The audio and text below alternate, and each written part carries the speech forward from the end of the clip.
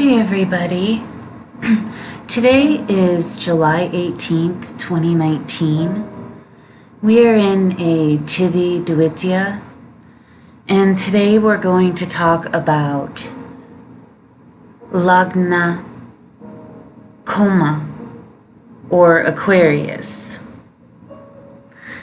So I always like to go over the Tithi because I do like to know which energies are ruling the day. So today for Dvitiya, it means that the day is ruled by Ashwini as well as having Chandra energy. So folks, with lagna Dhanhu, we are going to have that covering pod 3 and 4 of Dhanishta, and it is going to cover the entire nakshatra of Shatabisha, and it is going to cover the first 3 pods of Purva Bhadrapada. And so folks, we will be using Horashastra according to Sage Parashara. He is an ancient Vedic master, and so let's go ahead and begin for our Dhanhu ascendants. The effects of the 11th Lord in the first Bhava. The native will be genuine in disposition, be rich, happy, even-sighted, be a poet, be eloquent in speech, and be always endowed with gains. And moving for a 12th Lord coming into the second Bhava, the native will always spend on inauspicious deeds, be religious, will speak sweetly, and be endowed with virtues and happiness. Now, some of you might be saying, hey, that doesn't make any sense. You just got done saying that, I was going to be eloquent in speech and be rich and genuine, and then in this one you said I was going to spend on inauspicious deeds and be religious? Like, what's happening? So it could be, a situation like maybe this person wants to be a sannyas, because sannyas are people who are genuinely happy, virtuous, religious, speak sweetly, happy. Usually those types of people are people like that. So spending on inauspicious deeds, that could mean that this native wants to be like a monk or a sannyas, and instead of doing that, instead of actually going to an ashram or going to a temple or a place where they can do that, they're spending their money on things that aren't putting them in that situation for whatever reason it may be. But no matter how you slice it, the word that was used is inauspicious. So it doesn't say evil, because there are some Bhava effects where it says the native will spin on evil. It just right out says evil. This says inauspicious. So it may not be downright evil, but it's definitely not auspicious. Okay? So moving along for the first Lord in the third Bhava, the native will be equal as a lion in valor, be endowed with all kinds of wealth, be honorable, will have 2 wives, be intelligent and happy. And moving for a second Lord in the fourth Bhava, the native will acquire all kinds of wealth. Now, if Don's Lord is exalted and is yuti with guru, one will be equal to a king. Now, I want to explain that for you folks because these words are genuinely not used that often today. So what that's saying is that if Don's Lord is exalted, so Don's Lord is going to be the second Lord. So the second Lord is going to be Venus. So if Venus is exalted and is in a conjunction with Guru or Jupiter, one will be equal to a king. So let me repeat that. If Venus is exalted and in conjunction with Jupiter, one will be equal to a king.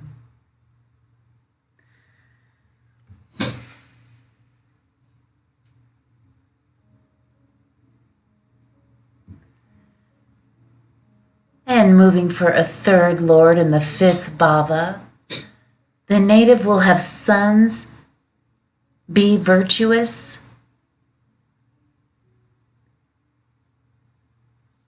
If in the process Sahaja's Lord be yuti with or receives a drishti from a malefic, the native will have a formidable wife.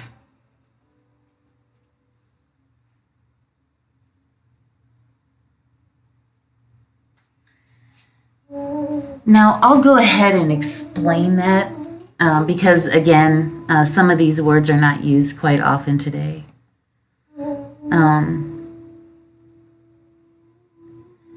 So if the process, in this process, Sahaja's Lord, so Sahaj is the third house, and Mercury is the Lord of the third house. So if Mercury be in conjunction with or receives an aspect or some kind of blessing from a malefic, the native will have a formidable wife. So, I mean, we have to be a little bit careful. A lot of people think, hey, Mercury and,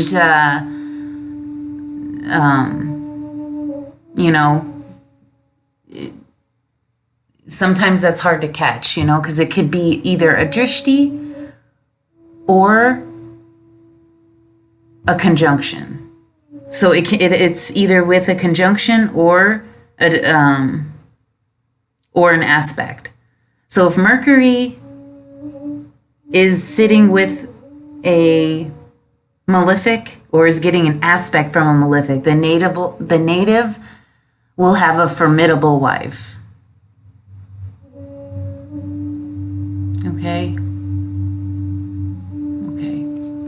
And if the fourth Lord is in the sixth Bhava, which it will be for all of our Dhanhu or Aquarius ascendants, or I'm sorry, Kumbha ascendants, the native will be devoid of maternal happiness, be given to anger, be a thief and a conjurer, be independent in action, and be indisposed. So some of you might be saying, you just said everything was going to be, sounded good, and now all of a sudden it's going bad. So again, everything has to be taken into consideration, and this is just a blueprint of how these lords and the effects of the Bhava that they sit in, how these lords will act in this particular Bhava arrangement. Okay, and so moving along, we have the fifth Lord in the seventh Bhava. The native will be honorable, very religious, endowed with progenic happiness, and helpful to others. And moving with a sixth Lord in the eighth Bhava, The native will be sickly, inimical, will desire others' wealth, be interested in others' wives, and be impure.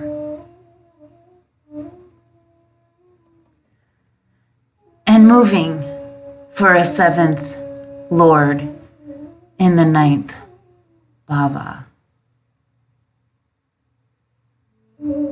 The native will have union with many women, be well disposed to his own wife, and will have many undertakings. And moving for an 8th Lord in the 10th Bhava, the native will be devoid of paternal bliss, be a tale bearer, and be bereft of livelihood. If there is a drishti in the process from a benefic, then these evils will not mature. So if there's a conjunction from a benefic, so we're looking at we're in the 10th Bhava right now. So whatever's going on there, if there's an aspect from a benefic, then these evils will not mature. So again, you have to look at the house in totality, and you have to look at the chart in totality. So we have to see what's going on in that house. And then if something is going on, if there's a drishti or an aspect from a benefic, then those evils will not mature. So check it out, see if there's an aspect from a benefic, and then you can go from there. Now moving with a 9th Lord in the 11th Bhava.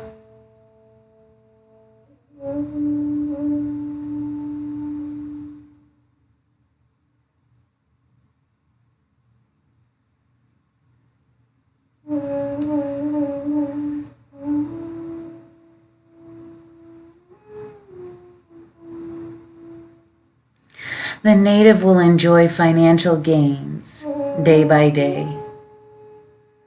Be devoted to elders, virtuous, and have merits in his acts.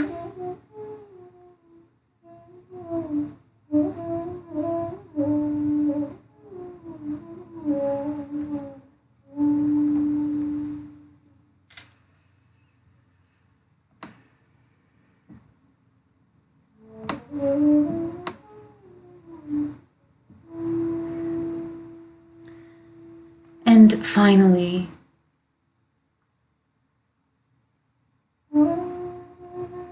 my Kumbha or Aquarius Ascendant will be having a 10th Lord in the 12th Bhava. The native will spend through royal abodes.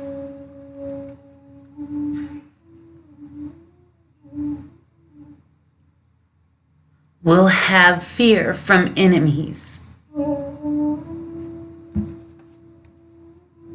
and be worried in spite of being skillful. So, folks, there you have it for our Kumbha or Aquarius ascendants. And I hope that you enjoyed learning about the Bhava effects as much as I enjoyed learning about it and presenting it as well. Thank you.